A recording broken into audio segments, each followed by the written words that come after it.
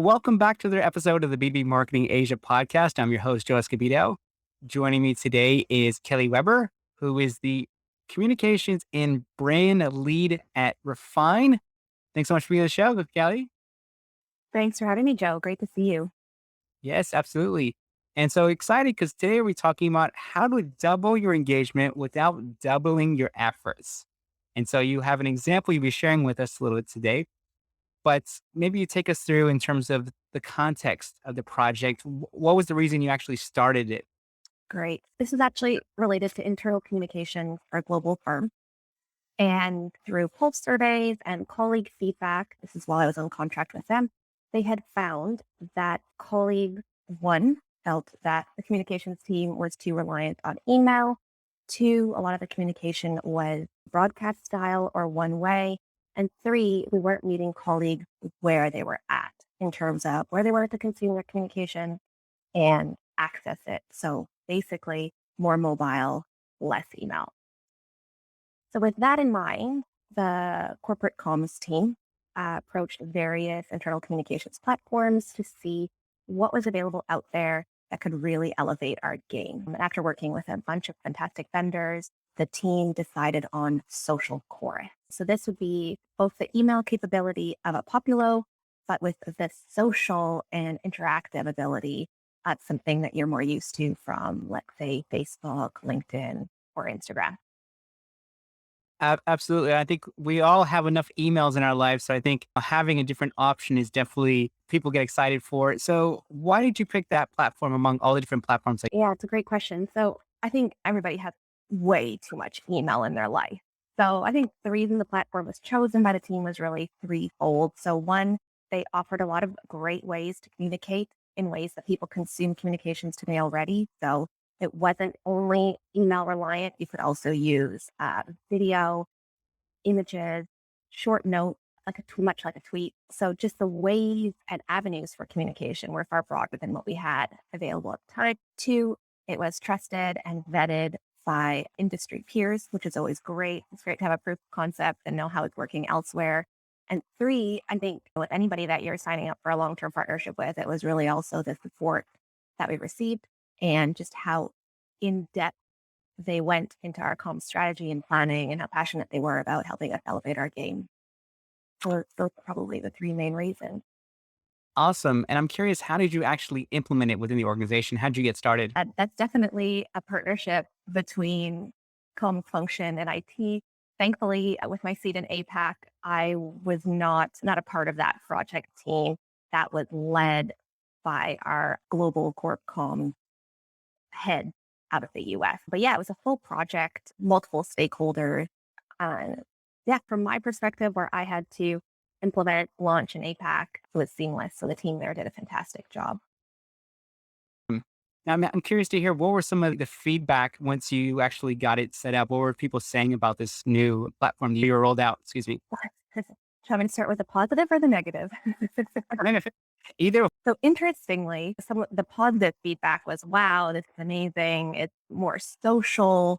It's more interactive. You could like, comment, share things that we never had in the past. And who would want to share a corporate email and or like it anyways? It's very broadcast style. And people enjoyed as well getting a broader spectrum of news from across the globe at their fingertips every day. Of course, his aim is to have everyone have their company news and updates in 2.5 minutes every morning.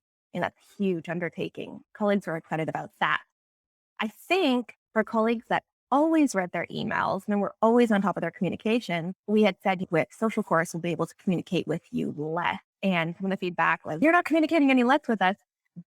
But that was really understanding kind of how the system works, what ways that you can prevent over communication, et cetera. So, for example, if you look at something in the feed as you're scrolling through, social course won't clock that as having read it.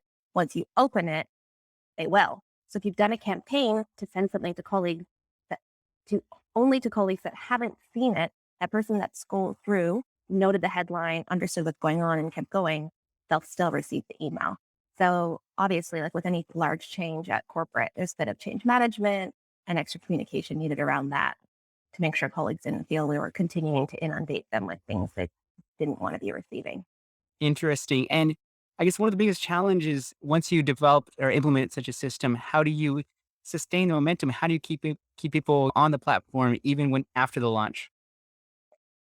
Yeah, I think this is one of those scenarios where the majority of the company is still working from home. We benefit from people wanting to connect and wanting to feel that they're part of something larger. So I'd say that significantly played into our early success. And I guess the way you keep them is continuing to offer engaging, relevant, targeted content, things that people want to hear and see. And I think one of the beauties of the platform is that you can subscribe to channels of interest. So whether that's CE&I, well-being, any corporate initiative or even business initiative. And I think once you curate a feed of interest, you'll keep coming back because there's always going to be some nugget there of wisdom or some interesting update that you've been waiting for. But yeah, And you, a lot of content creation. uh, And I think also getting used to creating in smaller snippets because you're coming from a background where you're creating 5-minute corporate videos or a lengthy, impactful deck or some strategy email or something, it can be hard to reel yourself in. But those kind of easily consumable bites of content are really what drive and fuel success on such a platform. yeah, I think you're predicting all my questions and you're answering them already. I was going to ask you what type of content do you think work better? Obviously, bite size, but is there any particular topics or any particular, thing that resonated with them? Yeah. So interestingly, from Social Chorus's experience, they say images and videos do best. And I think as more and more digital natives enter the workforce or they are in the workforce and expanding their presence and influence, that's just how they want to consume information. We found that as well. We found kind of the human interest stories, those very relevant. Everybody wants to know wins, successes. Those sorts of things are still really what people get excited about.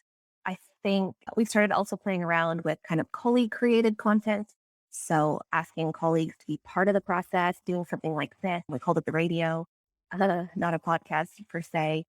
And I think that really helps as well in those more informal environments to people to see, for people to see that they can both be part of the creation process as well as the consumption process. Cool. And what was your biggest key learnings throughout this entire process? No matter what platform you have, no matter how amazing it is, the numbers don't lie. And as someone who's very passionate about creating content, it's easy to get carried away, but not all creative things will hit everyone and resonate with everyone. Not hit, really resonate with people. Yeah. The big learning for me really was keep looking at the numbers, keep looking at the analytics. What type of things are people reacting to? And sometimes very little effort could be put in for something and it would have a huge engagement versus something that could take hours or days of work and really not be interesting to colleagues. Yeah. I think No it's matter how absolutely much you love creating, there's always a benchmark you have to work towards and be able to level up as well. yeah, absolutely. Look at what's working and obviously expand from there. Awesome. Kelly, I really appreciate you coming to the show and sharing your experience on working on this project. I think a lot of people who are internal comms, I'm sure they'll enjoy it as well too. So I really appreciate it. Thanks, Joe. Thanks for having me. Great to see you.